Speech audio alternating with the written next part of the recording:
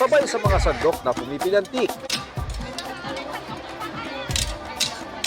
Katawan nila'y pumipitik-pitik. Ang mga kalalakihang nakabestida dahil sa ganitong pista, sila ang bida.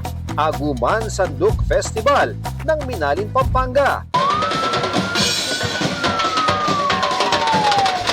Pasiklaban sila sa makukulay na kasuotan. Sinabayan pa ng ilang mensahe ng pangangalaga sa kalikasan.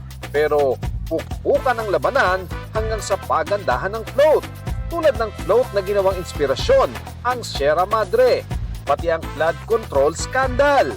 Tampok din ang pinakasentro ng selebrasyon na pagluluto. Hindi lang ito pangkaraniwang pagbibihis lang, no? Hindi lang po ito pangkaraniwang festival lang para sa amin. Kundi itong araw na ito po yung pagkakataon namin para ipadama at magpasalamat po kami sa mga sakripisyo ng mga nanay ng tahanan sa aming bayan.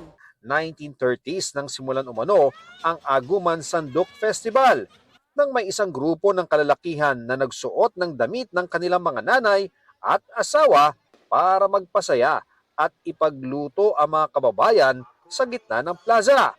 Ngayon, ang lalaking may pinakakakaibang hitsura, itinatanghal na reyna ng Sanduk.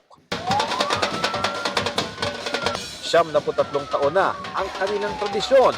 Kakaiba, pero para sa mga lalaki, dapat ipagmalaki ang kababaihan.